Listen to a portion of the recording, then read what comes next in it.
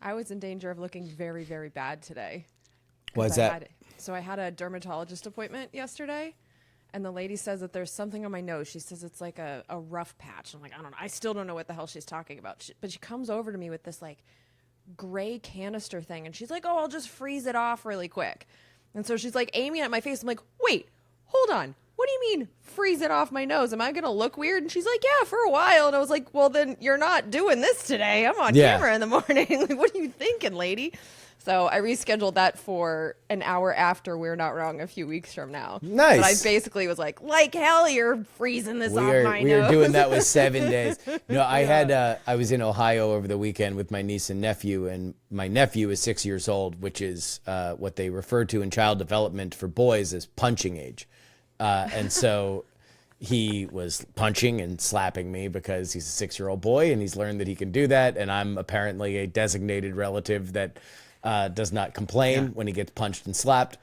But I had to sit him down and I had to say, look, number one, you're 6 years old. You're at an awkward height. So I need all of your punches to be above the belt. I need you to promise me, because you're getting full thrust. And if you go straight forward, it's a very bad time for Uncle Justin.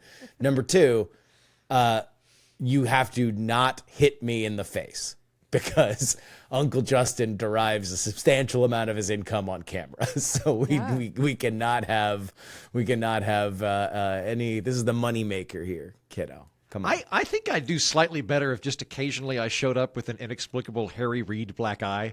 Like on camera, if I was just here and I had a big black eye, I just didn't want to talk about it. I think it would make it even more interesting. So maybe I should hang out in Ohio and get punched by small children. And just, get hit in the face with a toy. Right, but I stand by the not getting punched in the crotch bit. Yeah, that doesn't sound fun. I did. It didn't stop me, by the way. He respected my Queensberry rules, but he was sitting down at some point and then just full around his entire body, just nailed me right in the nads, and I had to take a seat. Should I start wearing a cup around my friends if they've got 6-year-old boys? Because I feel like it would be like a superpower if they didn't know what was happening.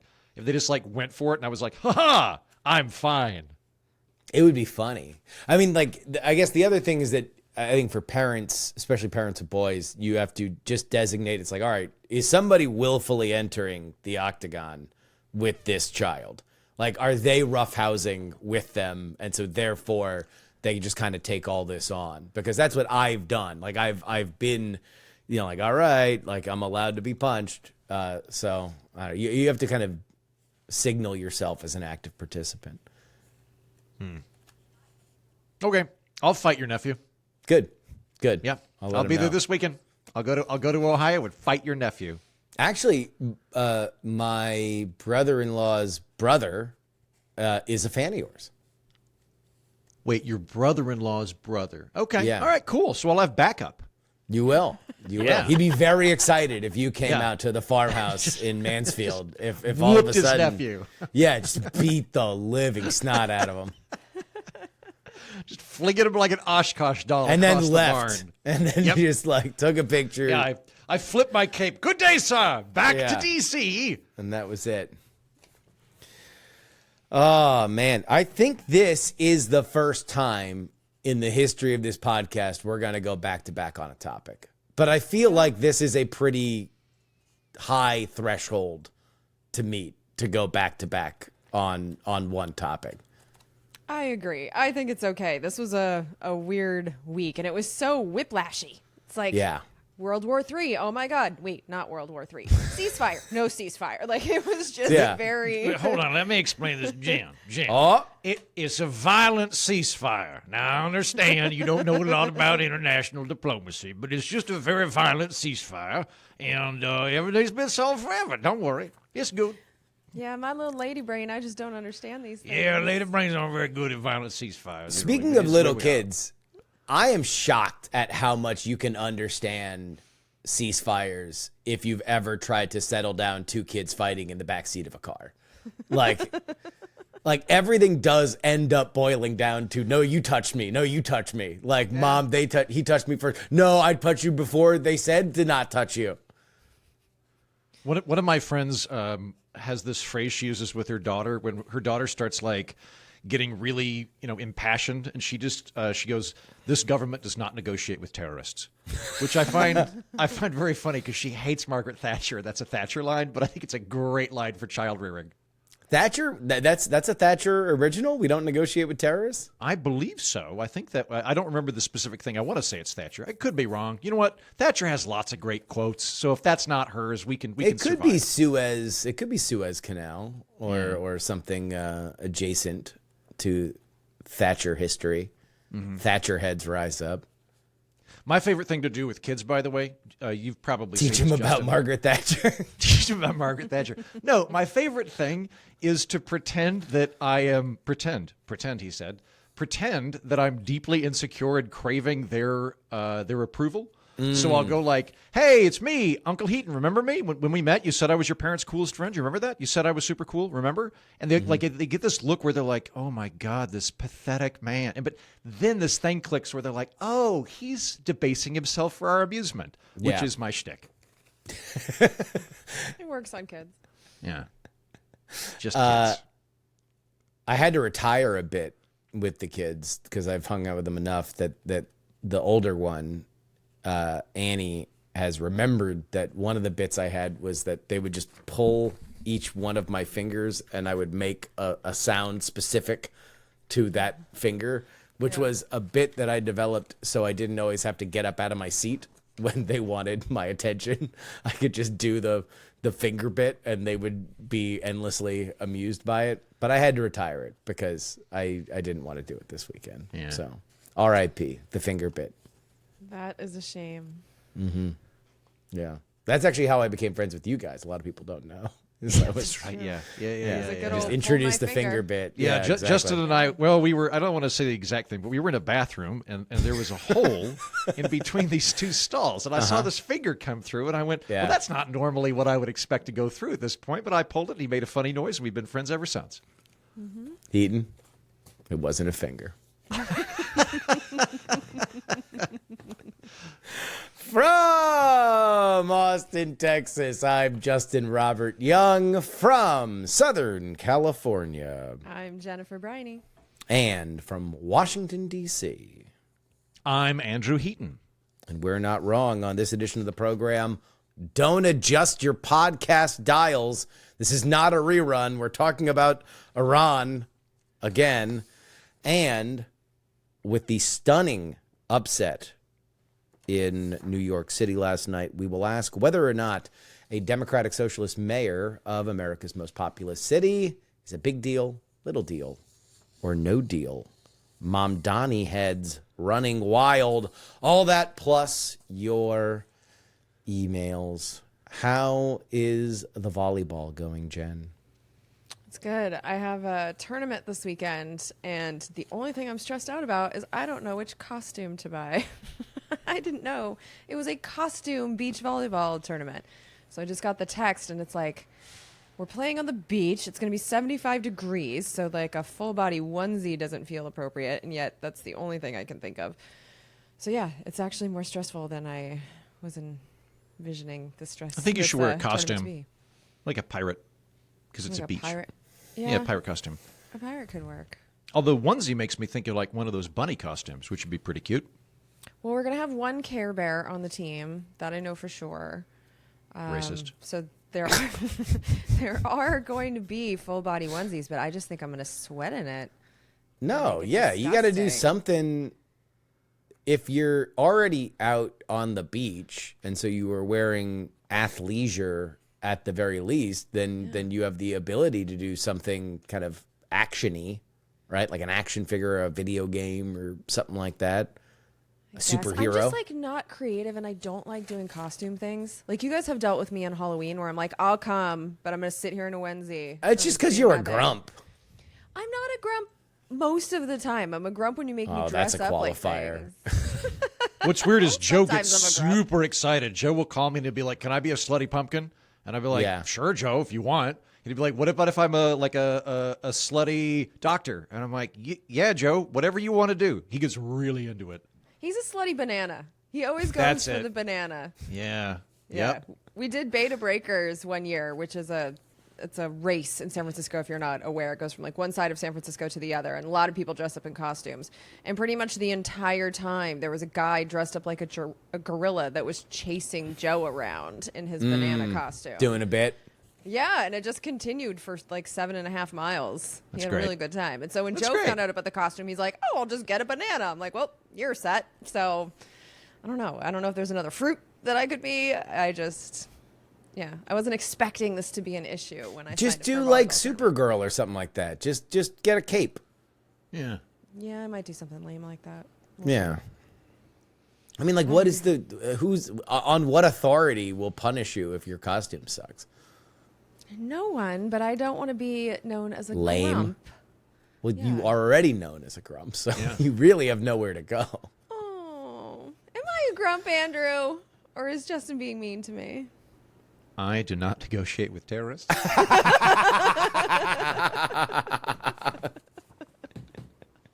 Speaking of heavy-handed negotiations, over the weekend, the United States launched Operation Midnight Hammer, a massive airstrike targeting Iran's nuclear infrastructure. Beginning late Saturday on June 22nd, it involved B-2 bombers, submarine-launched missiles, and regional air support. The targets, Fordo, Natanz, and Isfahan, all sites leaked to Iranian uranium enrichment. Pentagon said that their goal was to degrade Iran's nuclear capacity. This, of course, came after rising tension, which we talked about last week, and Israel already striking facilities earlier in June following an IAEA report of undeclared nuclear activity. In response to Midnight Hammer, something that was greatly discussed on all channels, including this one last week, Iran sent a symbolic missile volley toward the United States base in Qatar, mirroring the number of bombs that were used on the American strike to ensure proportionality. No casualties were reported, and it was looked at as an intentional sign that they did not want full-scale war. And then a ceasefire between Israel and Iran, brokered by Qatar, backed quietly by European and Gulf states. Both sides agreed, then hit each other in the interregnum before the ceasefire went into effect. Israel got mad, was going to hit Iran again. Donald Trump cursed into a microphone, and then they symbolically hit an Iranian radar tower, which means as of now, and we are recording this Wednesday, June 25th at 11:19 Central Time, the ceasefire is in effect. That might not be the case, dear listener, by the time that you listen to this or view this on YouTube, but right now, that seems to be where we are. Andrew Heaton, what? Yeah. Great question, man. Great question. Yeah, it's been all over. I am pleased that the conflict is not further escalating. However, I think we might end up potentially being in a worse situation than we already were.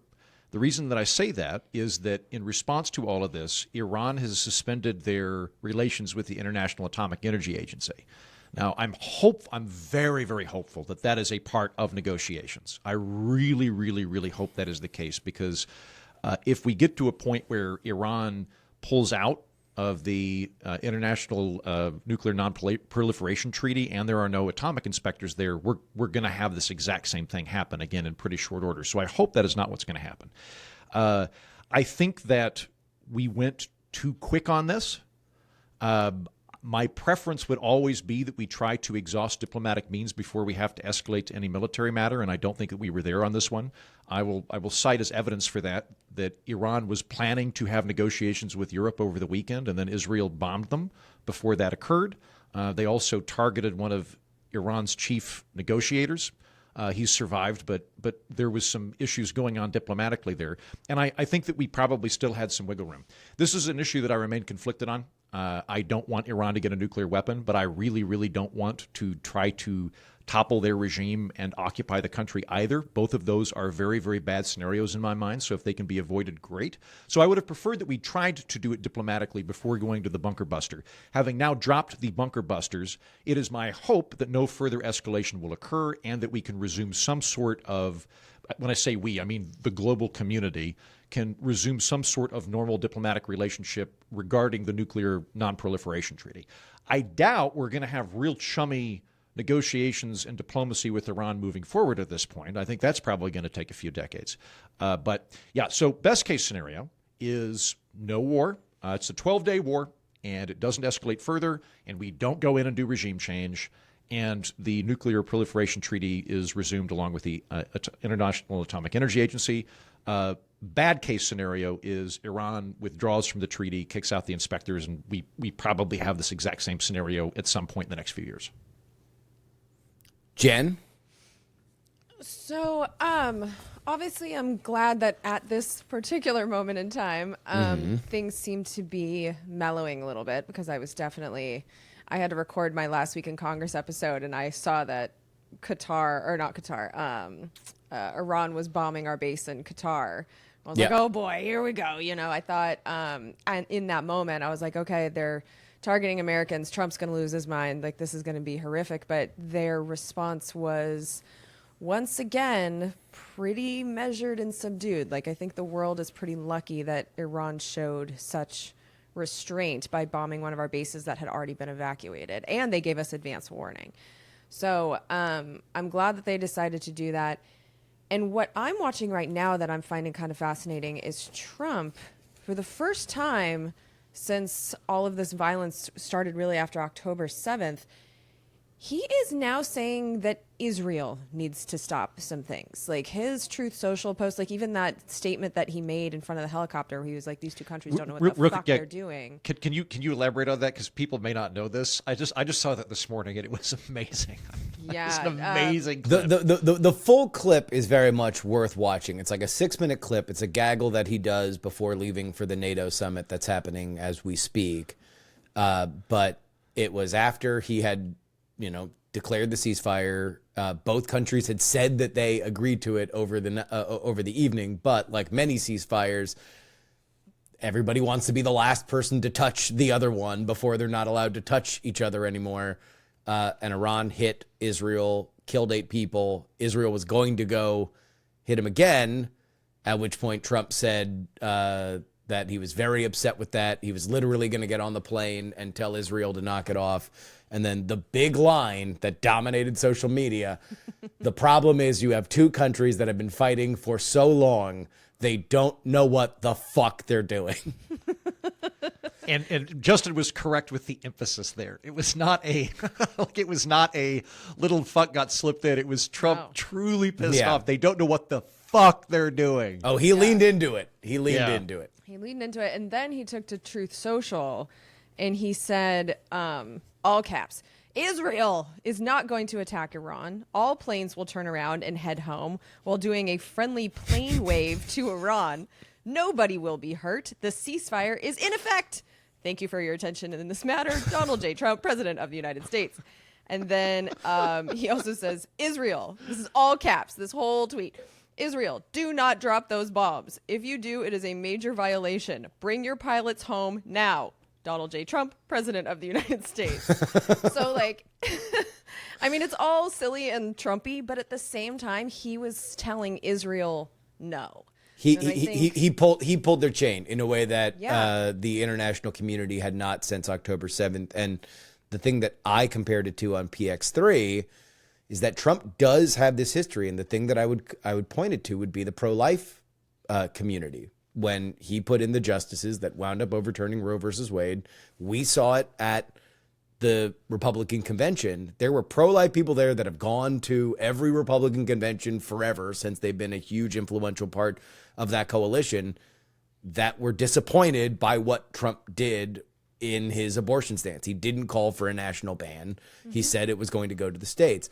And Trump's reasoning that he has not been shy about elucidating is nobody would do this. Everybody promised you. Nobody came through. I did it. Now get in line. Mm-hmm. And that's what I think we are seeing the beginning of how he is going to treat Israel. Everybody said that Iran shouldn't have a nuclear program. Nobody would do it. Nobody would do it. I did it. Now you have to follow our lead when you are promising things like ceasefires. Well, it takes some of the wind out of the sails for Israel when they're talking about, well, we're just bombing Iran because of the nuclear facilities. And it's like, Yeah. okay, well, they're damaged now. So if you're going to continue this war, at least be honest about the regime change. And Trump has been crystal clear, well, except for that one tweet, but like he doesn't seem to want to be involved in this.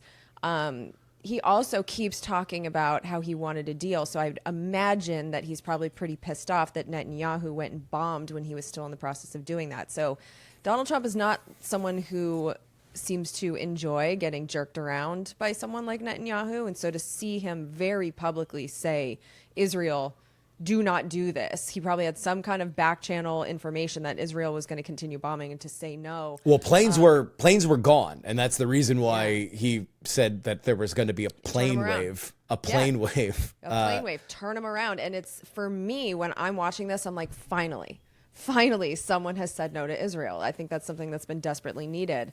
And so I do think that we were on the precipice of this really expanding, and got to give credit where credit is due. Donald Trump seems to have put Israel, at least momentarily, in their place and said, get back to your country and stop bombing Iran. Heaton, to your point, there apparently is going to be a negotiation between the United States and Iran over the weekend, and Trump hinted at the idea that there could be something signed there. So what we don't know is where Iran is in terms of their leadership. Like, we haven't heard from the supreme leader in a while. When the United States hit the nuclear facilities, we didn't, like, the supreme leader's commentary was all about Israel. It wasn't about the United States at all. It didn't seem to indicate that anything had really changed.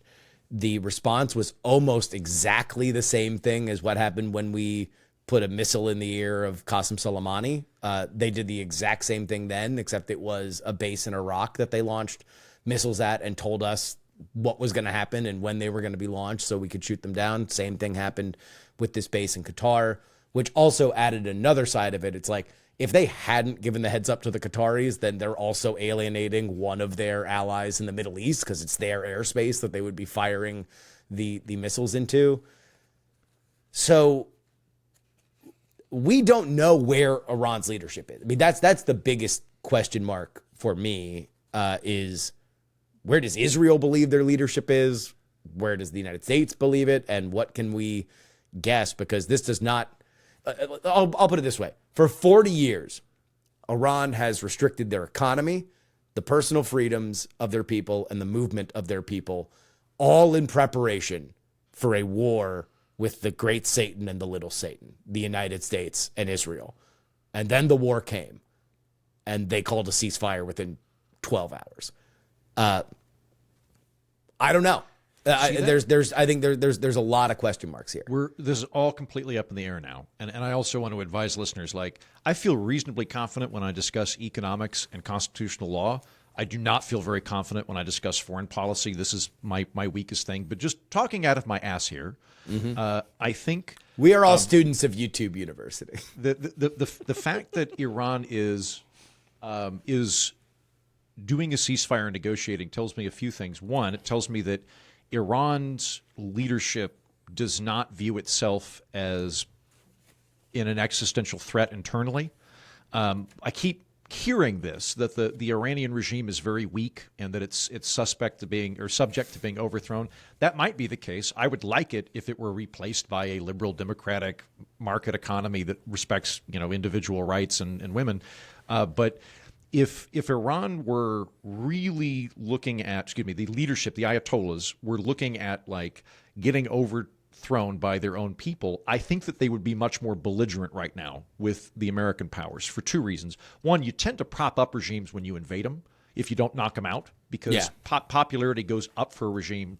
As much as you despise your regime, you prefer them to foreigners invading your country. Us versus them. Yeah. When Napoleon came through Russia, the serfs would rather burn down their farms than allow a Frenchman to emancipate them. So that's a sign there. It also means that I think that they see themselves going along for a while, because if the Iranian leadership were looking at a revolt from below or being displaced by the American government, I think they would have opted for getting displaced by the American government. Like, if they thought they were going to go down either way, they'd probably rather go down swinging as martyrs. This is all supposition, but this tells me that they're a little bit more steady than they were. On the Israel side, I think there were two things going on. There was the how soon until they become a nuclear power thing. We can talk about that a little bit later, but we spent a lot of last episode discussing that, so I'm not going to go into great detail on that. But I think that there's also a desire to just weaken Iran in general. This week on the Political Orphanage, I'm doing an episode on who would become the Iranian leadership if the Ayatollahs left. Who if they fell, who would step up? And one of the options is a federated state or balkanizing it, where like Kurdistan leaves. Kurdistan becomes its own thing. I think Israel would very much like that.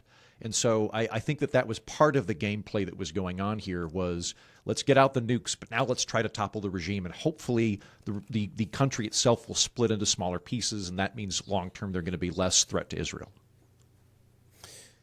Yeah, I think everything's up in the air right now, and it's a black box of a country that does just weird stuff. Like state television, which was bombed live last week by the Israelis, this week put out a Lego video depicting their version of how the war went, which I'm almost positive was done with Google's new AI. Did you see the bomb stroking one? That was my favorite. Did you see the bomb stroking one?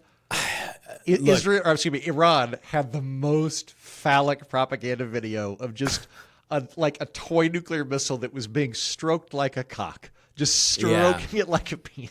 It's like, what are you guys doing? Yeah, a lot of pent up sexual frustration over there. I don't know. There's so much about that country that I think is just kind of unknowable. We do know that of our allies, the people that know the most about it is Israel, because by every indication, they are so well embedded into almost every element of their military and leadership that they've kind of known. I mean, they were publishing calls that they were making, that Mossad was making to top generals, telling them that if they didn't make a video saying that they were leaving the country in 12 hours, that their family would be killed. Like, they feel very comfortable demonstrating to the Iranians how embedded they are, I think, to destabilize and make them second guess anything that they're doing. But so far, what we haven't seen are some of the immediate reactions that people were expecting from an Iran that, from a country perspective, would have fought back, up to and including mining the Strait of Hormuz, closing the Strait of Hormuz, attacking proxies in the region. And part of it is because they're pretty attrited. And right now, I think there are estimates that they have anywhere between like 100 and 200 missiles, but they don't necessarily have the facilities to fire them all, and they don't know how many are going to work. Like, I don't know. I would defer to foreign policy experts and military experts that know the region better, but it does not seem like Iran is in a particularly strong position. So one thing on that, because I've seen this from commentary, a lot of the neocons came out of the woodwork. I had like 10% that last week myself, but a lot of the ones that came in, they were like, no, we actively want to have regime change, and we want America to do it. This time we'll be welcomed as liberators. Last time when we said Iraq, we would be, listen, we had a gluten allergy. It was undiagnosed at the time. Now we've diagnosed that. We're in a better marriage. This time for real, we're right, though. Some of the rhetoric that we were hearing was, Iran is particularly weak right now. The time to displace them is now when they're weak. But these same folks, if they got too strong, would go, they're getting too strong, we got to topple them. So it's sort of this weird verbal jujitsu move where Iran has to be medium strong for us to not go in. If they get too weak, great opportunity. If they get too strong, scary. And so I caution anybody. I know that you're not saying that necessarily, Justin, but for folks, when you start hearing rhetoric about Iran being weak from people, remember that there might be no way out of that particular logic if the next step is let's do regime change. It seems like we're pretty far away from America putting boots on the ground. Now, that seems to be less of a thing than it was a week ago. Yes, now I that think could change. Could have if Iran had escalated. I mean, like Jen's right. They were restrained in their response to the United States. They fired 3 missiles, symbolically the same as the amount of bombs we dropped. There were no casualties. It was a weak response, as Trump would say. Had they, started like killing American servicemen or, I don't know, like bombed an embassy in Saudi Arabia or something like that, I think that this could have escalated very quickly. And it didn't. And I'm very, very glad on that. But I think that we were angling towards that being a distinct possibility over the weekend. Well, I don't think that we were the main player here either. We always tend to like look at us as like, we're the big negotiators or whatever, but this was really from the beginning an issue with Israel and its neighbors and Iran. And so, I know we're focusing a lot on Iran right now, but I am still like, Israel's the one with the nuclear weapons. Israel's the major power that has been taking land from its neighbors. Like, I'm still mostly concerned about Israel. And so looking forward, like, I'm still not as concerned about Iran as I am about Israel's actions, because one thing that they have said is like, now they're going to turn their attention back to Gaza, where people are still being starved to death and bombed all the time. And we're like not paying attention to that because of all of this stuff that was going on in or in Iran. But like, they're taking more land in the West Bank. They're still occupying southern Lebanon. They still occupy land in Syria. Like, they've been given so much impunity. This is the first time they've been told to stop. Now I'm curious, are they going to be told to stop some of that stuff that they've been doing for the last year and a half? Or are we just going to go back to allowing them to kill everyone in Gaza? So it's like, that's still where my attention is being paid. I'm still not nearly as concerned about Iran as I am about Israel's actions. Yeah, I mean, obviously, look, Iran is the topic of conversation because we did a thing that was noteworthy in Iran. That the United States, took out their nuclear facility, and that is what it is. And by the way, really our fight. By the way, for the record, I don't know what is going on with this Defense Intelligence Agency assessment that's getting traction with Tulsi's? No. Well, I don't know. I don't know how it's being reported in CNN and the New York Times, but this was like the big story on Monday night, or Tuesday night rather, that the attack had only set Iran back like a couple months as opposed to more. I don't think Israel signs a ceasefire if that's the case. So it's like that seems a little weird to me. I don't know if anybody knows more about what is going on in Iran, what Iran believes is going on than Israel does. So I don't know. Well, I don't trust any information coming out of our government right now, because like immediately after this happened, before they could possibly do a real assessment, Donald Trump's out there being like, it's completely obliterated. And then you have like Marco Rubio, who is our Secretary of State, who is a total hawk. I think he would be all for regime change if he could get away with it. So there's factions within this administration that I think are fighting with each other and kind of putting out information warfare in a inter-MAGA. Yeah, but if you wanted regime change, you would be pushing. I think the regime change parts of that are pushing the idea that it's not bombed at all. Like, I think that's what I'm thinking. So it's like this assessment, I think that could be the wing that's like, hey, we haven't finished the job. We have to keep getting in there. We have to keep bombing. I don't Tulsi's buy saying that. like, I don't. And that's the thing. So it's like everything that's coming out of the United States, I just don't trust. I'm waiting for the IAEA and Europe and just other players to tell us what's up. I don't think you can drop 12 30,000-pound bombs, like, and then just be like, oh, it's gonna be a few months for them to move this mountain, and then hope that their centrifuges still work. Like, as if we haven't sanctioned them, as if it's super easy for them to get the materials. Like, it's No, I mean, like, just like devil's advocate here. Are we confident that they didn't relocate any of the uranium prior to the assault? Like, I'm confident in nothing. Okay. to be totally honest, it's less I don't know. Two things I think are most important if you're looking to restrict their ability to make a bomb. Number one, the machines that help them make the bomb. Those are the centrifuges. That's what they were protecting in these facilities. That's what we believe at minimum is buried under a mountain, at maximum is crushed under the weight of a mountain, right? Number two, their ability to understand if you move past this line, and now we're going to set the line at 60%. If you move past 60%, we might send B-2 bombers to drop more bombs on the facilities that you are doing. So those two things I think are without a doubt true. Where the 60% enriched uranium is now, who knows? There's assessments that it was still in those facilities. There's assessments that they were gone. There was a Netanyahu clip where he kind of giggled through saying, hey, we have interesting intelligence on where it is, which led many to believe that Iran had accidentally given it to Mossad agents, and now Israel was in control of it. So nobody has any idea where it is. But I think that is less of an issue now because those first two things are true. To your point, Jen, though, and I do think that we should circle back to Israel here.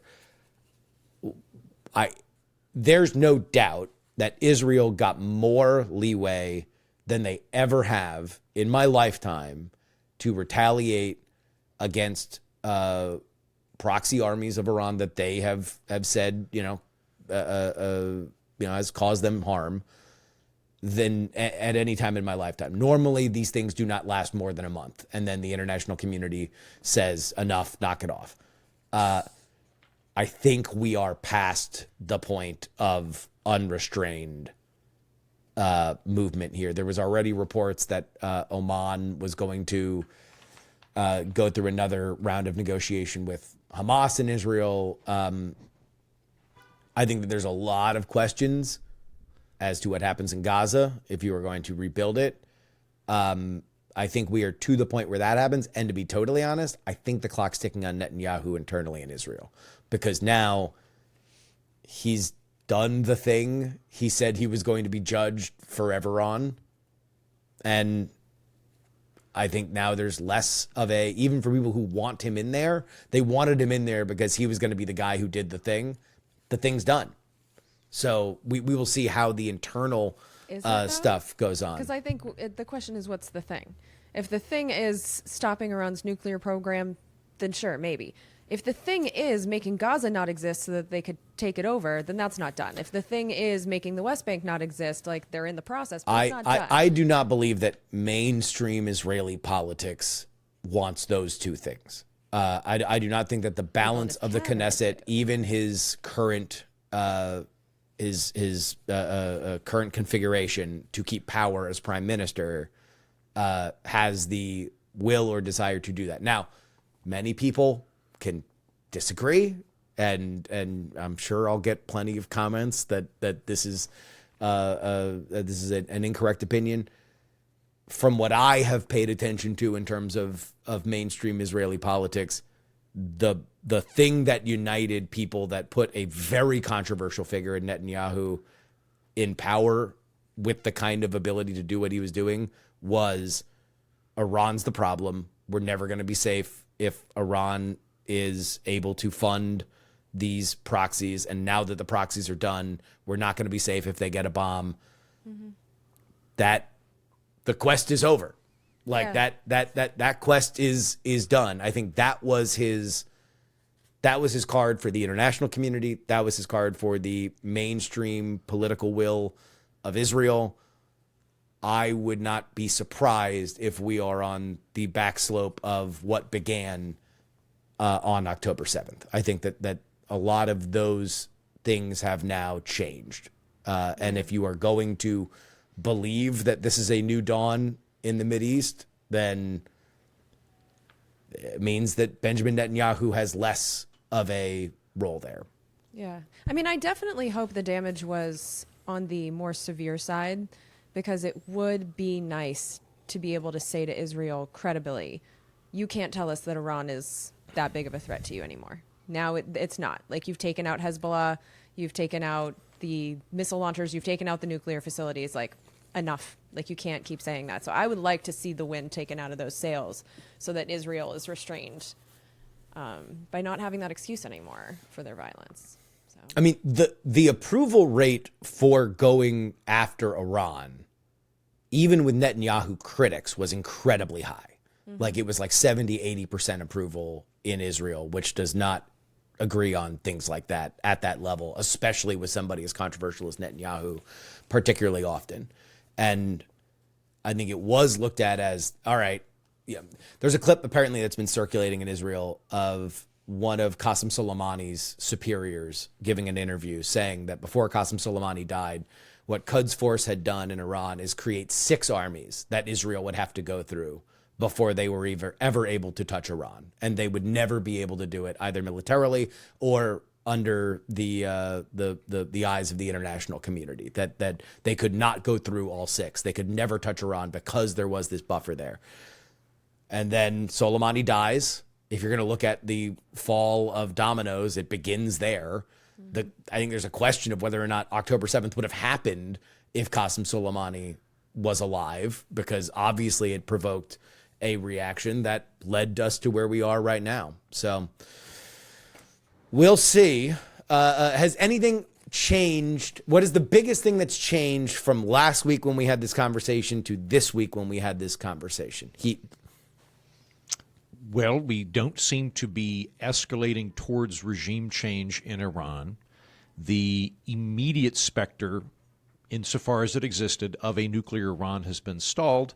And there's also the long-term capacity that they might drop out of the IA, International Atomic Energy Agency. I'd say those are the fundamental differences that I'm seeing. Those are the biggest things that have changed. Jen? I maintain that the biggest thing that has changed is that the United States is no longer letting Israel do whatever it wants to do. I think that is a fundamental shift. And I don't know what's happening behind the scenes behind those tweets, but if the weapons are being... Because, like, Iran's sending over those ballistic missiles. It's the Arrow system that is knocking those down, and the interceptors are incredibly expensive. We pay for those. I've seen it every year in the defense funding. We give them billions of dollars a year to buy those, and they do run out. And I think it's horrible. I mean, I have a friend that's been in a bunker now for weeks in Israel. There's apartment buildings that are gone. Like, they took some real hits. And so I think Israel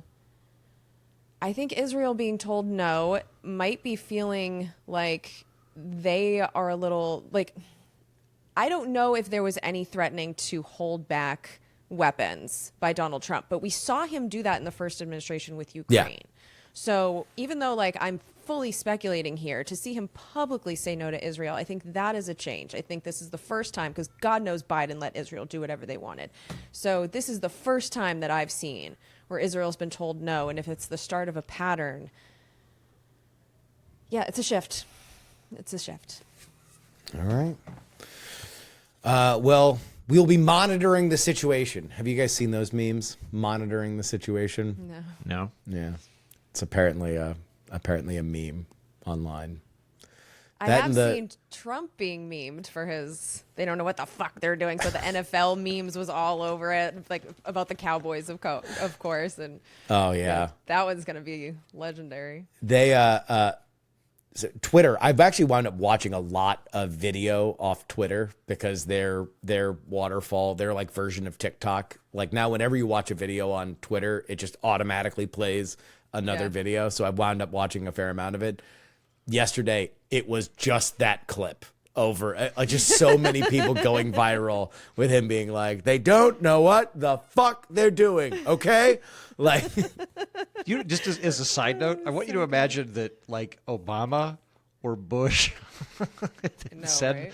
they don't know what the fuck they're doing about Israel and Iran. I mean, but that would have potentially, like, that word would have potentially ended their political careers. there is a weird, like, only Nixon can go to China thing with Trump in the Middle East. Like, I think he just speaks an element of the Middle East that, you know, Well, and bespectacled he's got Western diplomacy is kind of inept at. Like, you know, like it's not a region that loves 8,000 word PDFs about, you know, the pathway to sanctions. Like it's a, you don't know what the fuck you're doing kind of neighborhood. Or like when you read the Iranian stuff, like I'm only reading the English translations, but the Iranian releases are so frothy because they're not like Soviet style bullshit where it's, you know, like glorious comrade. It's much more our heroic victory.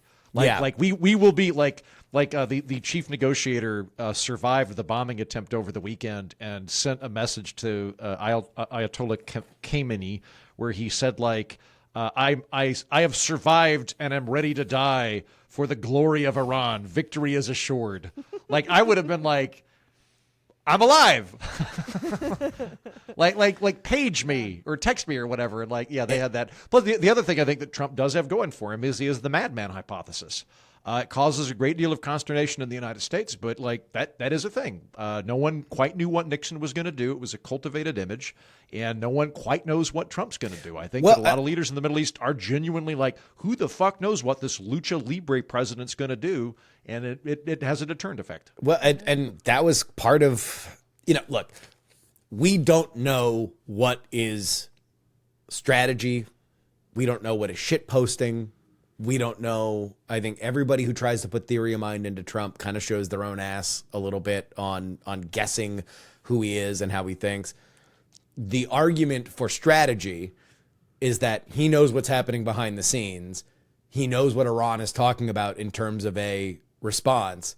And so he puts out into the world, I don't know, maybe regime change. Yeah, maybe we're just gonna fucking regime change you. How do you like that, dickhead?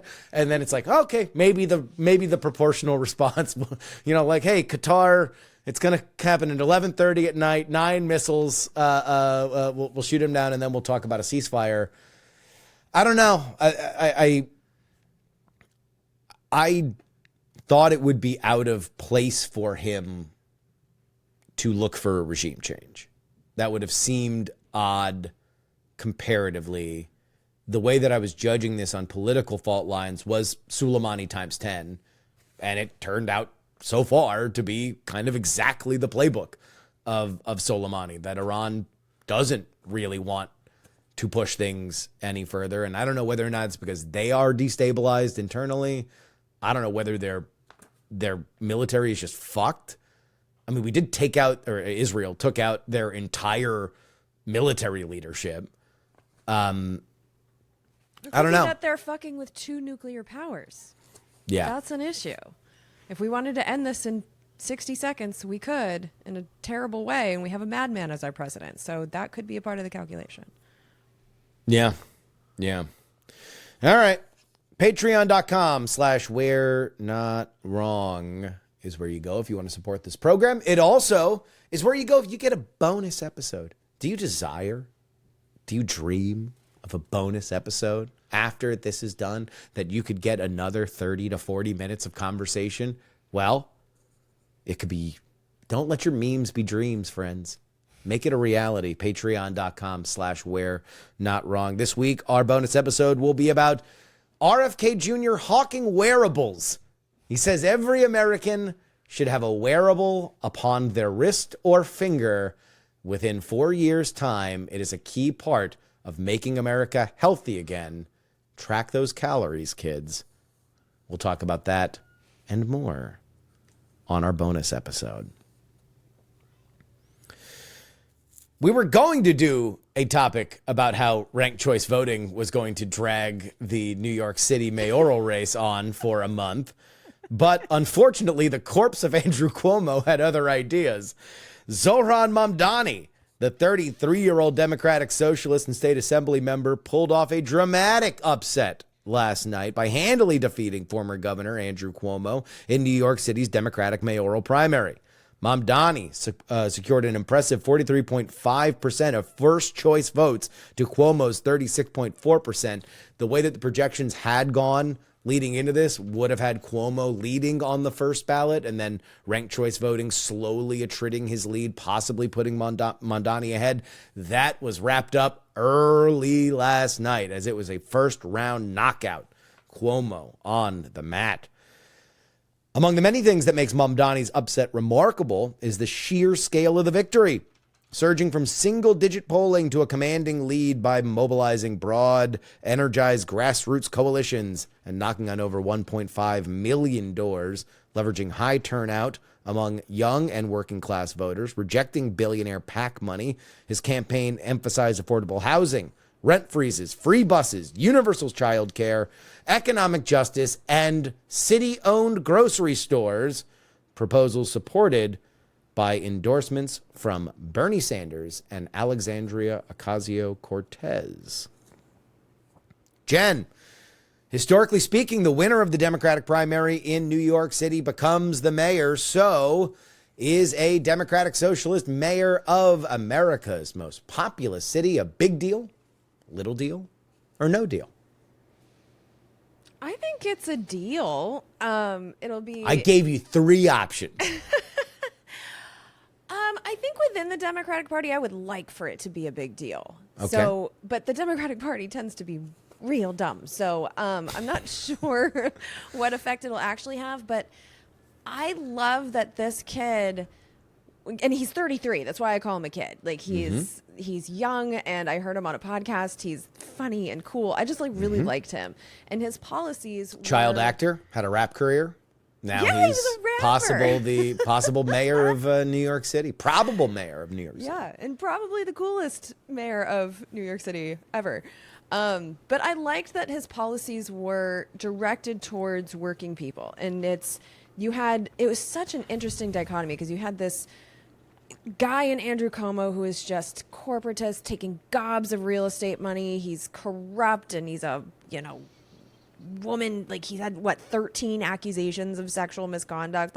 He's just one of these people that is everything Run we hate out of about the governor's mansion in Yeah. scandal. He's everything we hate about the Democratic Party right now, where they say they're the party of the working people, but then they have Andrew Cuomo, and they have all of this money going towards them, and he's just gives me all the icks. And then you have this other person who is looking at our tax money and how to give us tangible financial returns on our tax investments. So it's he's running hard on free buses. And that is, I heard that the going rate now to get on a bus is $2.90 each way. And if you're taking a couple trips a day, that really adds up for people who are working. So it's if it's public transportation, he believes it could be publicly funded. And I believe that too. I don't think that every single thing in our country that can be done for profit should be done for profit. And so he was running on tangible ways that can save people money at a time and in a city that is just incredibly expensive for people who aren't billionaires. And he won on that. And that's what a lot of us have been saying for a long time, where it's the Democrats have to pick who they are. You're either fighting for working people or you're fighting for the corporations to make as much money as they possibly can in all ways. And you can't be both. And Cuomo was one of those people that was trying to be both, and he got his ass handed to him. So I'm hoping that the people at the top of the party might see this and be okay, maybe this is a winning strategy, considering we just won at a time that we're historically unpopular, because it is a winning strategy. It's what I've been desperate to see out of any party. And so to see a Democrat finally do that and be successful, I'm hoping that the party will take notes, but I also went to the DNC and saw how clueless these people are. So I don't have a ton of hope. I do think it's going to have to be done the way that this kid did it, which is just kind of throwing up a middle finger to the party and winning the old-fashioned way. With TikTok videos. Yeah, but he was going on podcasts. He became I don't pay attention at all to New York City politics. And even I he know ran about this. an exceptional campaign. Yeah. My read on this is that he ran about as good of a campaign as you can run. Cuomo ran about as terrible of a campaign as you could run, and the Democrats decided to swap out the sitting Democratic mayor with Andrew Cuomo. Yeah. Which was an interesting decision that everybody thought, it's fine. Don't worry about it. We'll switch out. Eric Adams was too tight with Trump. Get him out. We'll put Cuomo in there. What's the worst that can happen? And now a star is born. Mamdani is a national star. The way that he ran is fascinating to me, because you have Cuomo, who had this amazing super PAC with all the money, and that's really how the Democratic Party leaders have wanted to run for the past 2 decades or so. They want to collect all the money, and they think that's the winning strategy. But this kid, how else can you pay the consultants? Well, here's the thing: you don't need the consultants if you have 30,000 volunteers going and knocking on doors for you. That I find amazing, because people in New York City were just talking about how they were everywhere. And so I think instead of asking people for money, asking people for time and effort, that worked here. And I think that's a strategy that people who are not rich can really take and run with. And so I find it pretty inspiring. I'm happy about it, but I just have so little faith in Democratic leadership that they'll learn lessons. I'm hoping that regular people who want to run will take notes so that the Democratic leadership can be replaced by people like him. Heaton, I think it's a big Democratic deal. Socialist mayor, New York City. I think it's a big deal. First of all, if you're in the Bernie camp or the AOC camp, you should be very excited. This is a big deal for you guys. It's I think, a tonal shift in American politics. I have a hard time seeing a Democratic socialist who owns that title getting elected in a major American city for most of my lifetime, certainly not in the 80s or 90s or even the early 2000s. The term socialist, even we put Democrat before it, was a slur for much of American politics. That term is rapidly being rehabilitated, and this is evidence of it. I also think that it's an evidence of the nature of campaigning and politics has changed in New York specifically, but probably emblematic of the whole country. Cuomo had the backing of the Clintons, Clyburn, the New York Times, unions, black groups, Jewish groups, and Italian groups. That was the old strategy. That was what you did previously if you wanted to be mayor of New York, is you got the various groups to endorse you, and then you strolled through the Democratic primary and you won. That doesn't work anymore. And Cuomo, I don't know a whole lot about the campaigning. Justin can elaborate on that, but Cuomo did strike me as kind of entitled. I've got all the groups. I'm the former governor. Not only that, I'm the only real candidate. Was kind of the impression I got from him. So that's changed. The nature of campaigning has changed.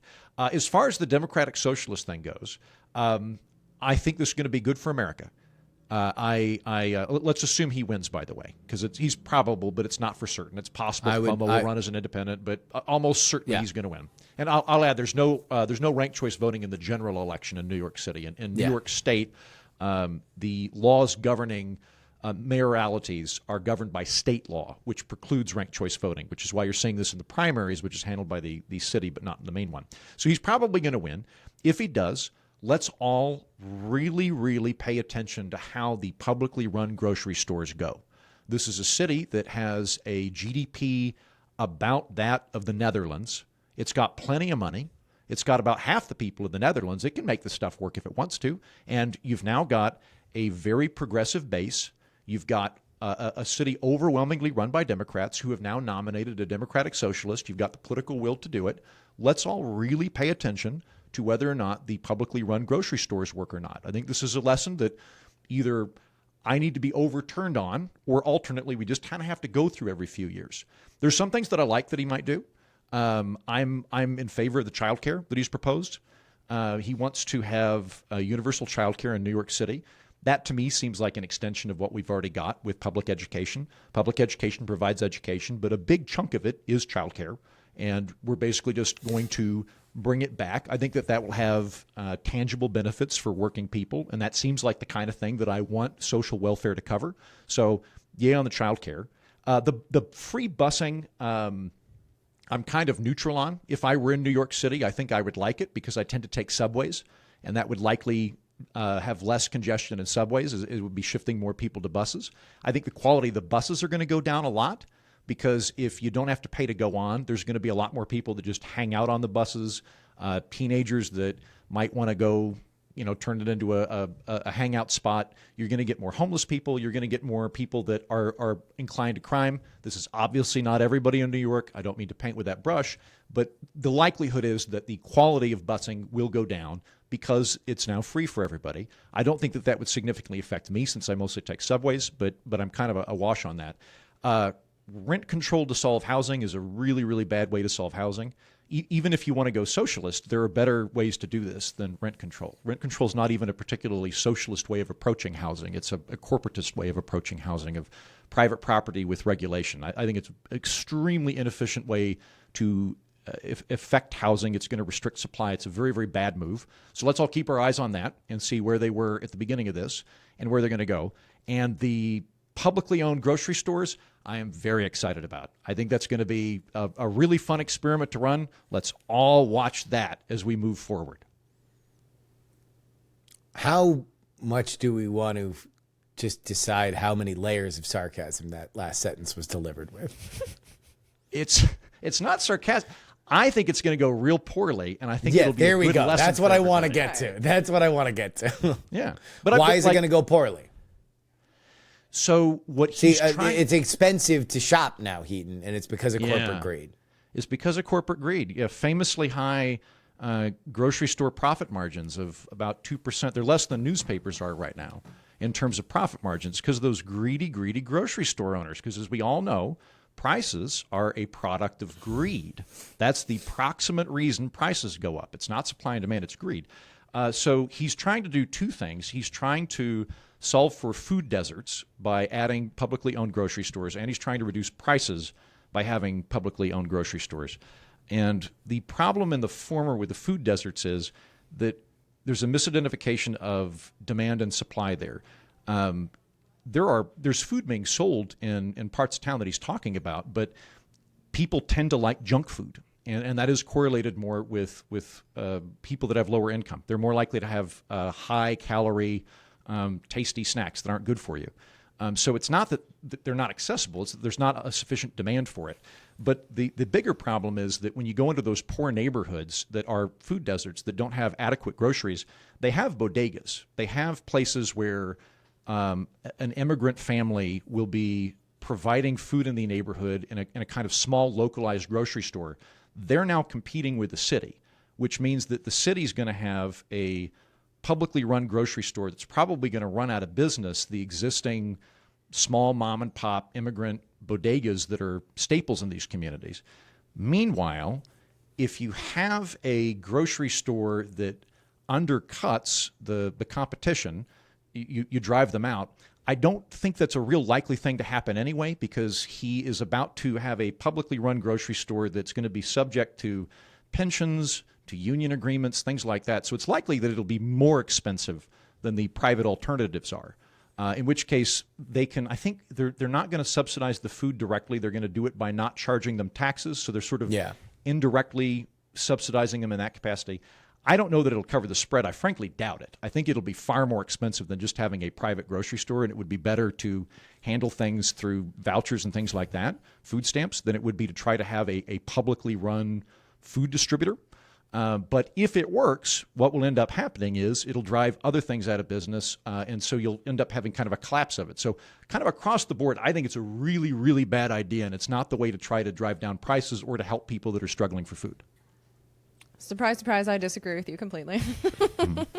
I like the idea because, first of all, with food deserts, I don't think there's anything about poor people that makes them more inclined to eat Cheetos.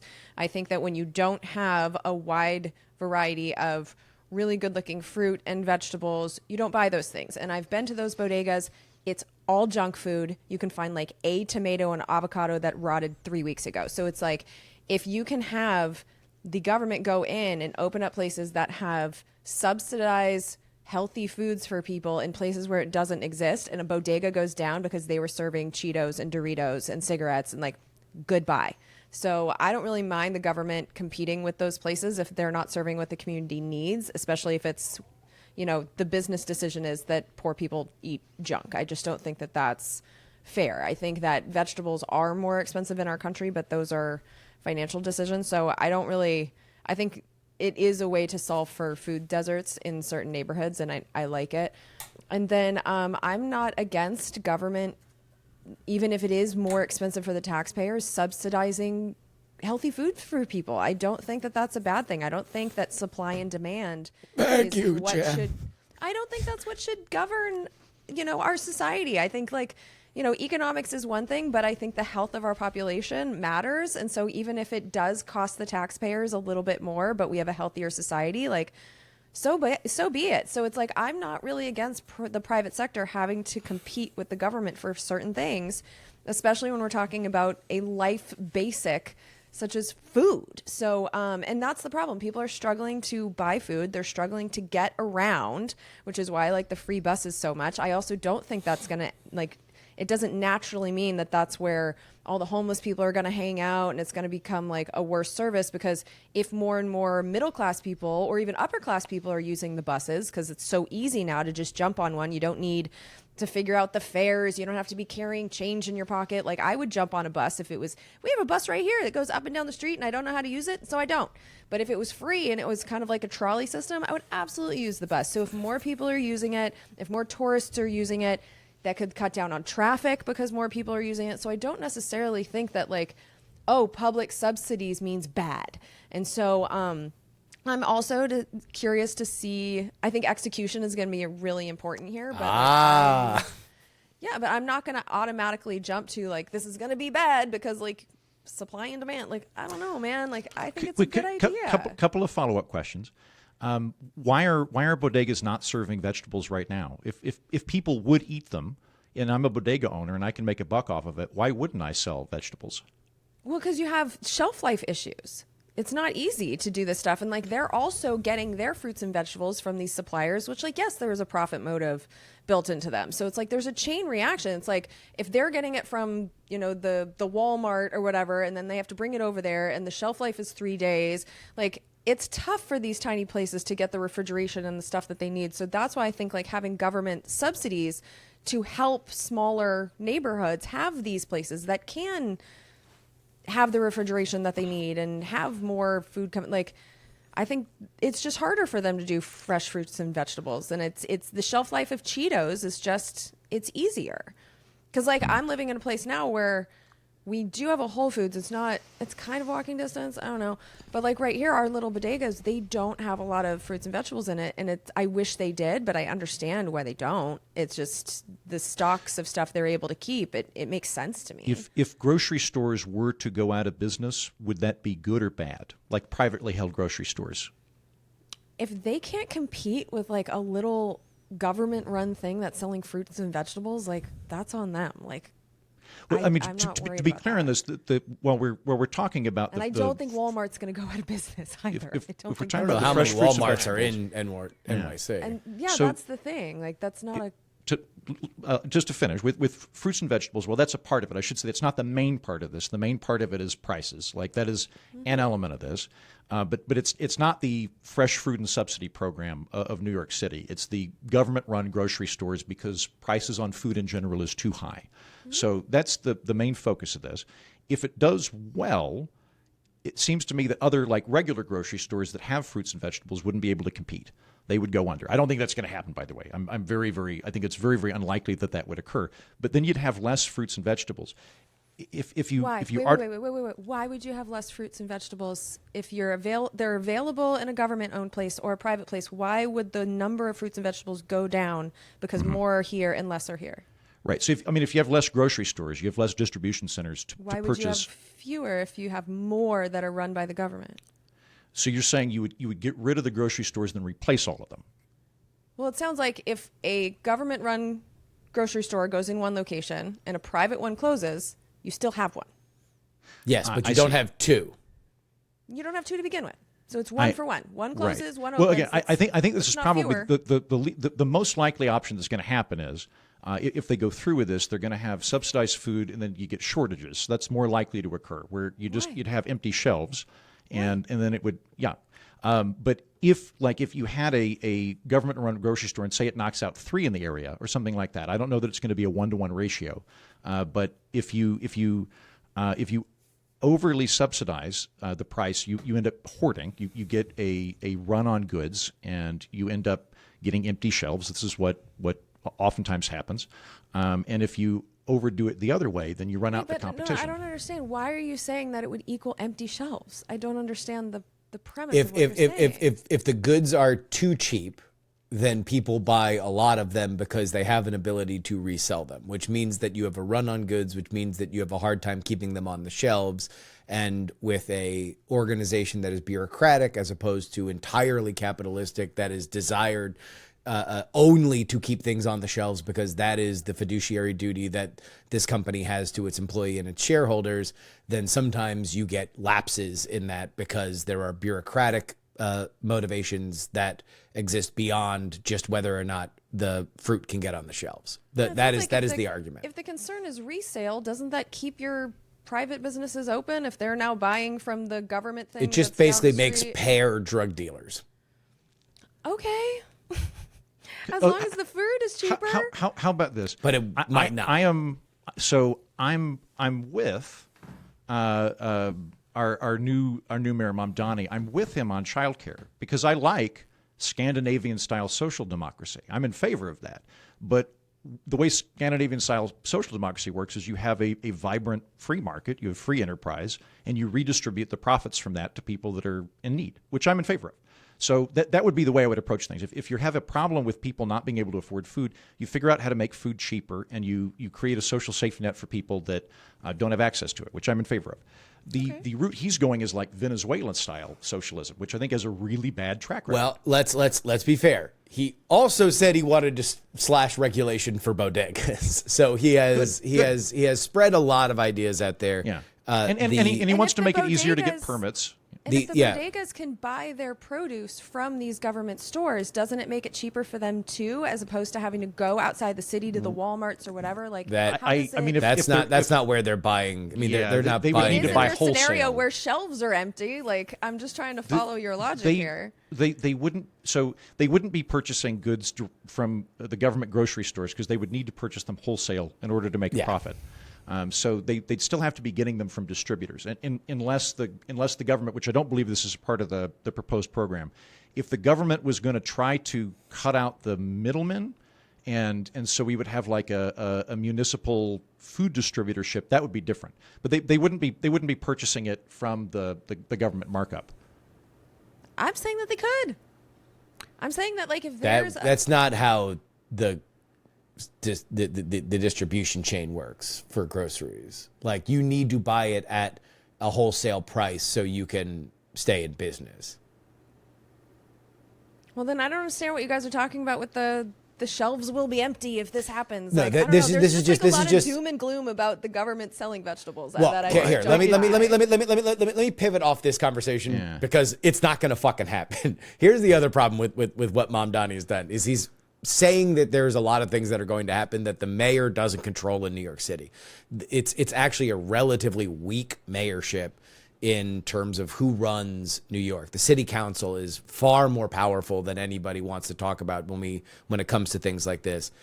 So I don't believe that he's going to be able to enact a lot of the stuff that he is talking about. What he can do is interact with a very complicated bureaucracy. And to your point, Jen, the execution of some of these things is really going to be where the tale is told. Regardless of where the solutions want to be, it is going to be how close he can either work with the city council to get things done or execute them once that ball is rolling.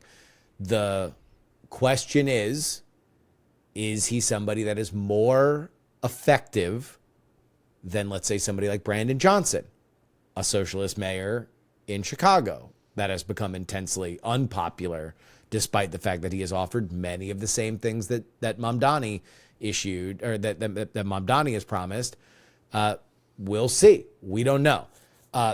Real quick, to keep it on the political side, I just want to go back and say that the Pet Cemetery reanimated corpse of Andrew Cuomo is 90% of this story, and the Democratic establishment that wanted to hot swap him for Eric Adams because Eric Adams dared to talk to President Trump. I mean, if you talk about a crisis of incompetence within the mainstream head of the Democratic Party, that they couldn't just say, keep it in your pants, we're not going to try and rehabilitate the fucking governor that we ran out of power 3 years ago, have him come back. And by the way, that's the other thing. Local to New York, Cuomo was famous for fucking hating the city. He didn't like New York City. He raided the MTA when he wanted other priorities done. He constantly used MTA battled money the mayor. This is what I hated Cuomo, because I was living in New York when he was governor. Cuomo raided the MTA to use the money to bail out a government-run ski lodge in upstate New York. Yeah. And I was like, great, because there's a lot of problems with the subway system. It's one of the principal reasons I left. And on top of that, like, I don't think there needs to be a government-run ski lodge. Like, No. like, Jen, would you at least agree with me that that's something the private sector can handle? Okay. 100%. Yeah, but what happens when there's empty snow shelves, Heaton? You know, that's the problem. Yeah. So Cuomo ran a dog shit campaign. He acted like everybody should be thanking him for running for mayor. He skipped mayoral forums. He never had a reason why. And that's what you need in every campaign. And Zohran did awesome. He was very clear. We need to get Cuomo out. Send Cuomo back to the suburbs. Mamdani's videos were fantastic. They had a modern feel because he was young and charismatic, but they evoked this 70s kind of film grain, the way that the camera zoomed in. It was very, very, very well done. He had a reason he was running. Cuomo did not. The question for Mamdani going forward is now he's going to face Eric Adams. There's a question of whether Cuomo's going to run. Curtis Sliwa, who I cannot believe that the New York City Republicans can't just find some hedge fund dude that wants to self-fund and run as a Republican. They're going to run with Curtis Sliwa Whitney, again. what's his name, could have just run as a Republican. There was a Democrat who is a hedge fund manager that won and got less than 1% of the vote. It would have made more sense for him to run as a More Republican. sense, right? Just run as a Republican that has all Democratic values. But it's going to be Adams versus Mamdani. And what Mamdani is going to lose is Cuomo. A lot of his reason to run was Cuomo's a creep. Cuomo's an asshole. Cuomo is going to not change anything. This is your ability to make major change. He had one bad moment during the campaign, and I thought he responded very, very well, and that was in an interview with The Bulwark. He got stuck on the question of the phrase globalize the intifada. That's going to come back. A lot of his old tweets about defunding police are going to come back. And Cuomo did a spectacularly terrible job. Even at the moment where I'm like, okay, here comes the oppo. Here comes all the smears against Mamdani. Cuomo couldn't even fucking do Islamophobia well. Like, this is basic bread and butter if you're trying to knock out somebody that has little name recognition, is to smear him with any a number of things. He couldn't even play dirty tricks well, Cuomo. Just a dog shit campaign. That's not going to be the case with Eric Adams. Eric Adams is a sharp-elbowed politician that will say the thing repeatedly. Will that go forward? I think Eric Adams is going to get all of a sudden everybody who hated Eric Adams about, oh, you talked to Trump, blah, blah, blah. I can already see the New York Times magazine, the soft focus, Eric Adams portrait, like never give up, like why Eric Adams didn't quit on New York City. You can already see the rehabilitation of his image because they don't want Mamdani. This is going to be a more difficult general election, but I would still pick him. I do think Mamdani is going to win. But it's going to be interesting to see him run against somebody who isn't the fucking reanimated corpse of a shit politician like Andrew Cuomo. Eric Adams is still pretty corrupt, though, and he's got the establishment backing. And I think what we saw with this result is that people are pretty done with establishment Democrats in general. So I'm curious to see if the backlash continues going forward. I hope it does. Yeah, the difference is that Adams isn't going to sit there in the way that Cuomo did. Cuomo just kept acting like Mamdani fever was going to go away, and it eventually just consumed his entire campaign. He never really had an answer as to why he was better than Mamdani. He was just saying, we have experience, and Mamdani was like, yeah, we hate what you did. Yeah, and he had a constituency. Mamdani had a constituency that he went after. There's... I cannot stress how much of a dog shit effort Andrew Cuomo put into this. Anybody at replacement level will give Mamdani more of a run for his money. And while I do think that Mamdani handled the Intifada thing well because he didn't try to relitigate it and say, no, but for real, this is what it means in Arabic. That's a mistake. You pivot away. You talk about the things that are good for you. That's what he did. A more competent rival campaign would have kept putting that on his lap, finding different ways that you can continue to highlight his weakness to Justin, a Democratic. Are there a lot of Jews in New York? I mean, they might call the flight from LaGuardia to Palm Beach the Mamdani Express at this rate. I think that's probably the biggest. The two biggest winners after last night are real estate developers in Palm Beach, Florida, and Democratic Socialist in New York City. Those are the two big winners.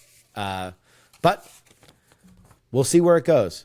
I think anybody who believes in progressive politics and believes in the electability of progressive politics should go back and watch every video he put out on the internet, should go back and read every press release that he put out, look at the things that he talked about, look at the way that he talked about him. He always found a relatable, if not fun way to talk about the benefits of these progressive programs. He didn't get bogged down in the intramural fighting of the establishment versus the progressive wing. He just said, change is good. We can do better. Here's how I want to do it. He didn't get bogged down. And so it's hats off. Like, this was a great campaign to go from somebody with zero name recognition to the likely mayor of New York City. That cannot be taken away. All right. We're Not Wrong Pod at gmail.com. That's where you go if you want to write us. We also take YouTube comments. So if you're watching us on YouTube, leave a comment. Sometimes I pull YouTube comments too. We're Not Wrong Pod at gmail.com is usually where it is. Counterpoint to our conversation last week about how we are not left, right, and center. Right? Actually, Justin, Andrew, and Jen are literally positioned left, right, and center on my television right now. Which was true. Touche. And we're on your TV? What? Wow. Yeah, We're so big time. we are. Immigration plan writes, we build a high-speed rail going from San Diego, California to Starbase, Texas. High walls? You bet. No one's climbing over a moving train or crossing a big-ass track. Wide gate? Sure. Anyone that commits to working on the train can be put on the fast track to becoming a citizen of the United States. Hey, I'm here for fun, crazy immigration plans. This sounds great. I don't think labor's actually the problem with building the high-speed rail, but I'd be willing to give it a shot. Here's my immigration plan. Anybody can come to America if they open up a fun ethnic restaurant. That's it. That's the whole thing. And if they're terrorists, as long as the food's good, I don't care. Soldier Boy up in this hoe writes, I think if Justin made it any length of time in the military, he would definitely be part of the E4 Mafia. I asked a chat bot what E4 Mafia was, and it told me. The E4 Mafia is an informal, savvy network of junior enlisted military personnel who navigate bureaucracy, bend rules, and quietly get things done while avoiding trouble. I don't know if that would be me. I think I'd be like a Sergeant Bilko character. You all are pretty young. Do you remember Sergeant Bilko? No. I know that it was a television show. Yeah. And then a movie. My dad. It was Steve Martin redid it, but the original Sergeant Bilko, I think that was Steve Allen. Yeah, I'd be like a Steve Allen style Sergeant Bilko. Young serviceman writes, Justin would be great in the military. He would be deployed as a radio DJ in the armed forces, and I can picture his voice saying, the following is brought to you by Just Another Pilot. Good morning, Mekong Delta, and welcome to Vietnam, Vietnam, Vietnam. I'm your host, Airman Second Class Justin Robert Young, coming to you from the hottest place on the planet that is in Florida in August. On this edition of the program, we've got updates from Major Cohen, who wrote the book on the modern military campaign, and we'll be joined by An Doi Hong from the Saigon Orphanage to discuss demilitarized zoning. But first, we start with news rocking the political universe. American political activist Jen Briney has been photographed sitting in a North Vietnamese anti-aircraft gun, sending shockwaves through the political universe. Troops have already given her the nickname Hanoi Jen. What are my thoughts? Well, on my other podcast with Lyndon Johnson and Henry Kissinger called We're Not Wrong, we covered this already on my bonus episode, available only to Viet Cong subscribers. I really love the portrayal of me as an anti-American member of the Viet Cong. That's Just a communist, fucking not fun. anti-American. Yeah. Just a communist. Yeah, I'm just I know, killing my own soldiers. And you can have a tremendous career in fitness equipment. But you did deliver that very well, Justin. I think that's one job in the military you could crush. Thank you. Fire comes at you in space, writes, Jen, I saw that SpaceX launched from Riverside. What you saw was the first stage booster returning to Vandenberg. That was a reusable rocket booster. Really? Because it was like going down. That's confusing. I mean, I hope that's true. Yeah, it was cool either way. Thank you for the information. About our conversation last week on Iran. Ayatollah maybe not bad, writes, I think that this aggression toward Iran and the Ayatollah will only cement his legacy in the eyes of the Iranian people. There's been a growing rebellion in Tehran and other cities, but now that the Revolutionary Guard can point to the sky and say, you have to support the leader in Iran, we're under attack, we're hamstringing grassroots rebellion. It happened with the Taliban in Afghanistan and countless other times throughout history, where violent regimes only further legitimize the bad actors in power. I think For you're George probably W. right. Bush. That tends to be the case historically. The best example of this I mentioned earlier is with Napoleon. Napoleon invades Russia in July. Everybody thinks he did it in winter. He didn't. He came in July, and he thought, once he took Moscow, that was endgame. And he sent out a proclamation to the people of Russia, and he went, I am bringing the French Revolution to you. I am here to emancipate you. You are literal property of your czar. I want to emancipate you.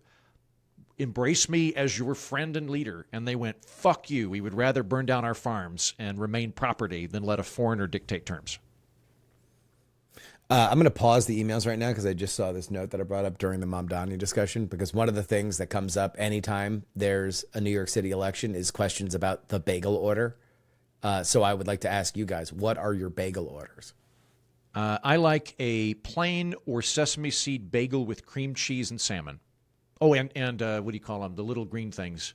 Scallions? No. They're like tiny Martians? little pods. Damn it, what is that? Peas? No. Capers? It'll come to me in a minute. Capers, that's it. Yes. Bagel with cream cheese, salmon, and capers. Toasted?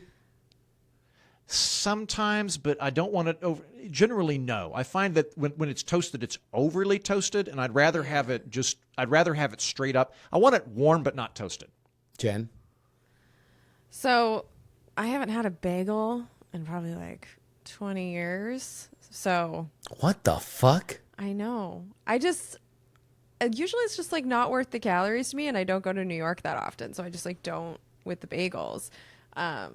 But if I were to get one, like I'm really in it for the cream cheese. So I tend to get like a plain one, and I don't toast it very much. I definitely don't want a big cracker. I want it to be fluffy, and I just put a stupid amount of whipped cream cheese on it. Whipped cream cheese. Yeah, whipped cream cheese is good. I'm easy. Salt bagel, cream cheese. The big thing is toasting. That's the faux pas in New York City, because they have good bagels. And so the idea is that you are ruining a good bagel if you toast it. Mom Donnie's order really are good, by the way. Like that is when I go to New York every time, I really look forward to getting a good bagel. My God, they're so good. Yeah. Mom Donnie's order was a poppy seed bagel, a scallion cream cheese, toasted with a Tropicana orange juice. To which there was a very funny tweet saying, what is he running for the mayor of? The Cincinnati airport? Anyway, we now resume Iran emails. Amen writes, it's clear from this and previous episodes that Justin's primary misunderstanding of this Middle Eastern conflict is your insistence on framing the issue as an irrational holy war, rather than what it really is, a colonial and imperial conflict. This is a naked attempt to move the debate to more favorable rhetorical terrain, but even through the lens of a holy war, what is Israel but the messianic invasion that started it? Dear listener, I will say, number one, you wound up agreeing with my framing by the end of that, so in your face. Number two, my point is not to say that it is an irrational holy war. I think that's where people tend to misunderstand it from a Western perspective, is the idea that religious, ethnic, or tribal things cannot cause these things. And that's in my travels around the globe, the one thing that I have found that is very different between Western society and I would say even specifically American society is how much religious and ethnic and tribal fights define so much of the rest of the world compared to our perspective. And part of it is because America has a unique perspective of being from so many different places. We are in many ways the melting pot. And I'm not saying that as a great element. I think it's really cool, but I'm American, so that's up to you. I mean, there's the argument from other parts of the world that we have foregone true values and customs, and that we are a lost people that are easily distracted by small things, and because we don't have a firmer tie to something that means more than ourselves. But my only point in that is to understand that it does mean something different there than it means here, and to totally erase it and put it in an entirely secular context, I think misunderstands the region. But that's just one man's perspective. An easily distracted gay guy writes, right about the 12-minute mark, I could have sworn that Justin said the supreme wiener of Iran. Maybe he said leader. I'm not sure, but it probably doesn't help that a minute prior we were hearing about the power gay inviting cute guys into his presumably well-decorated bunker. True. Inspector Deck writes, having talked to and trained AIEA inspectors on the topic of enrichment, Iran has been enriching to 60% for several years.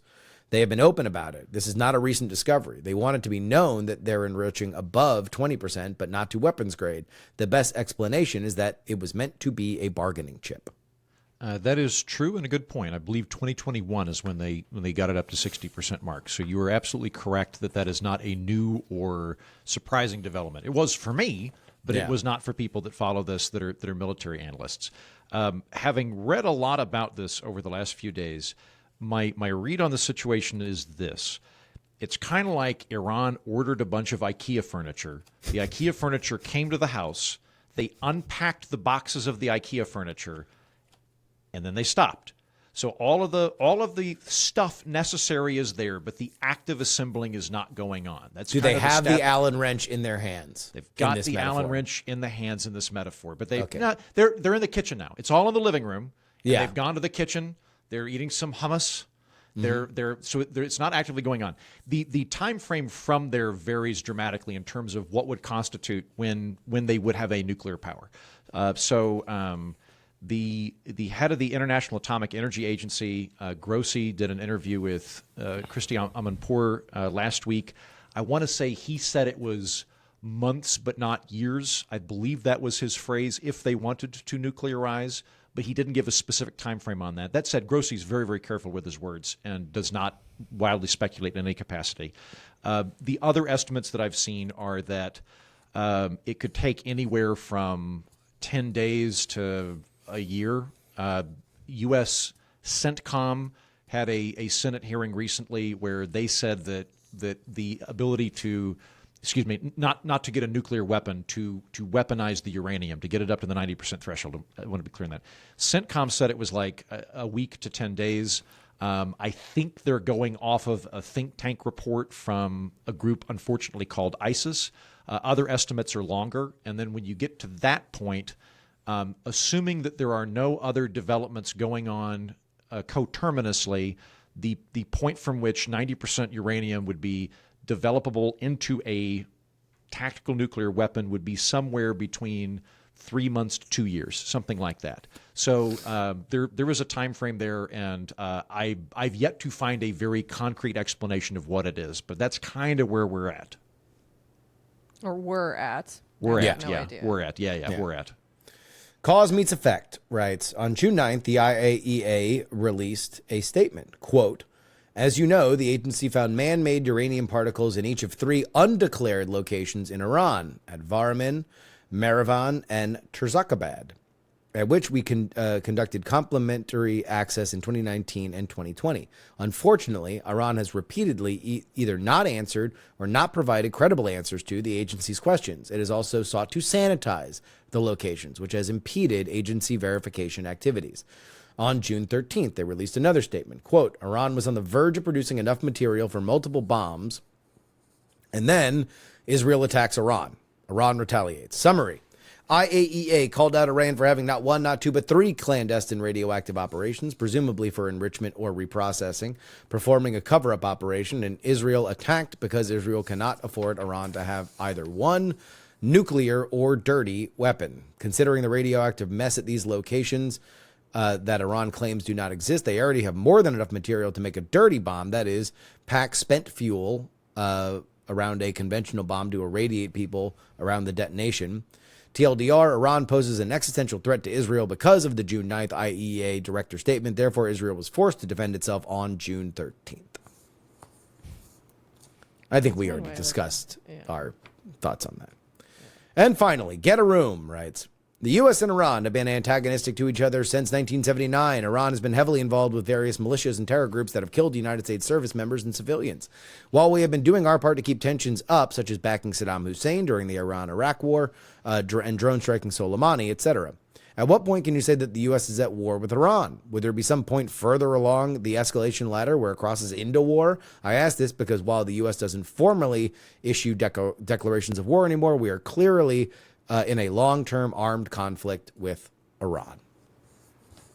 Yeah, good point. I don't know. Like, I mean, I would say when we're actively dropping bombs, that strikes me as a conflict. And you're right to point out, I don't think we've been to war legally since World War II. World War II, Maybe yeah. did I don't even with Korea, I don't think we declared it a war. We did not. And so yeah, there are these weird things. Yeah, it's bizarre. I also don't know. Do either of you know? Do we have prior to this moment? Did we have diplomatic relationship with Iran? Did we have an Iranian ambassador and so forth, or did we retract that after the hostage situation? I think it was, yeah. I think that was eliminated. Yeah, after they booted the Shah that we installed, I think it was pretty done. Yeah. And finally, on trust. But why, writes, family dynamics certainly can influence trust in general. However, despite having a good relationship with my father, mother, and stepfather, my trust levels are far closer to Justin's than anyone else in the panel. Who hurt me? I don't know. I'm having trouble trusting any therapist for no discernible reason. Good luck, friend. Sucks. Good luck. Sucks to suck, dude. Yeah. I mean, it's Listen. weird. I will say about the therapist thing, like, it is a little weird because it's like you meet this person, it's like, okay, now I'm going to tell you all my secrets. You don't know who they are, and you're like, okay, this is odd. So I'm with you on the therapist thing. Dude. It takes a minute. My friend was going to college to become a psychologist, and I went to visit her one night, and we went out with all of her classmates. And when I say these were the most fucking psychotic people that I have ever met in my entire life, and I do not, like, my friends are crazy. I have Floridian friends, right? Like they are like, there's plenty of stories that I have that are usually the life of the party when I tell them. These people were toxic, psychotic. They all had little vendettas against each other. And I was new. Like, I just come into this viper's nest and I'm like, I am never trusting professional therapy. Like, if this is who you people are, like, and that's the thing is crazy people want to help other crazy people. They become fascinated by the idea of why they're crazy. So, yeah. Listener, listen, Justin's right. Don't trust therapists. And I'm sorry that you're in a difficult place right now, but I actually run a program on trust building for $1,000 a month that is Jesus. well worth the price. If you will reach out to me, I will be happy to sell you the PDF that I wrote and cure you completely, 100%. Or your money back. For your money back, yeah. Except that last part. Yeah. Also, I'll be read the gone by fine then. print on I'll that be last- gone by then. This is all a long-term con for this exact moment. We're Not Wrong is a production of Dog and Pony Show Audio. Our editor is Will Saddleberg, although actually I'm going to be editing the episode today, but Will normally edits it, so that's what he gets. On PX3 this week, the CEO of C-SPAN on the program on Wednesday. Sam Feist joins I love PX3. Sam. He's Such a great good dude. guest. And on this show, I came up with the Council of Elders idea as a way to entice long-term members of Congress to have a place where they can be honored and respected that isn't the body politic. I pitch my idea to C-SPAN, and you can find out how awkward that conversation got if you listen to PX3. I might have to listen to that. Sam is like a no BS kind of guy. He's not going to. I think he'll tell you the truth, what he thinks. Oh, he did. Oh, he did. Although I love they're launching a new show, Ceasefire, which is going to be conversations. And so that launches in the fall. But he says he doesn't have his first show booked. But Sam is a guy who's very plugged in, knows a lot of people. And I pitched a few ideas. And I got to say, I got very excited just thinking about the scope of, like, Bush and Gore. That'd be a great conversation. Clinton and Gingrich. That'd be a great conversation. Yeah. Like, I would tune in for both of those the day they drop. That'd be great. Oh, I know. think it's going to be a great show. Like, the people that they know at C-SPAN, I think it's going to be amazing. Yeah. Which is Anyway, why we need to get C-SPAN on YouTube and Hulu and Fubo and all of those. we spend a bunch of time talking about that, and so we will continue to be on that campaign. Make sure that you write into YouTube TV, like I have as a YouTube TV subscriber. If you have Hulu plus Live TV, then do it there. But Disney, Google, What are we doing, guys? Come on. Yeah. It's public affairs programming.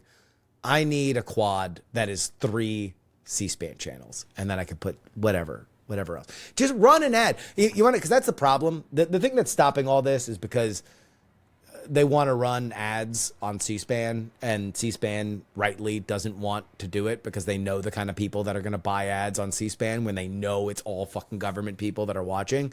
Yeah. So just give me a quad, and then you just run ads in the 4th one. There's 3 C-SPAN channels. You can run ads in the 4th one. Fine. I just want 3 C-SPAN channels that run without ads. That's all I want. Anyway. All right, Jen. So the episode I have out right now is still the one about the AI. They're trying to stop AI regulation. But this weekend we'll be releasing one about drones. And we've been working on this one for over a month. So I'm Drones. excited about this one. Yeah. Because Ukraine launched a very successful attack against Russia using small drones. And I was curious, are we prepared? Like, we know that we like the technology for offense. Are we prepared for it to be used against us on defense? And so that's what we looked into. I think we watched like 6 hearings and pulled clips from Border Patrol and the Defense Department, all kinds of places. And fascinating stuff.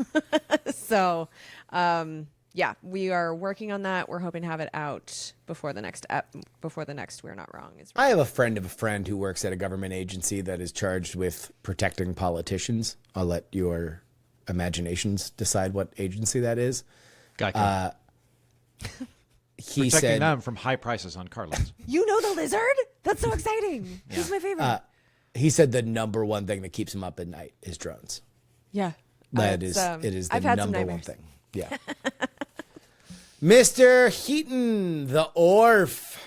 We're keeping the party going on Iran, on the ORF. I'm curious as to if the Ayatollahs fell, who would step into the vacuum? And it's an interesting question because there's not a readily apparent regime that would step in there. Like China and Taiwan have had a thing going on since 1948, I think, where they're both claiming to be the legitimate government of China. And, 30, 40 years ago, had the government in Beijing fallen, the ROC would have just stepped in. That's not the case with Iran. There's the son of the Shah. There's a group that claims to be the Iranian, I'm going to get the title here wrong, the Iranian Resistance Council. Basically, they're like, we're the official government in exile of Iran. But there's multiple people that claim to be the official government in exiles of Iran.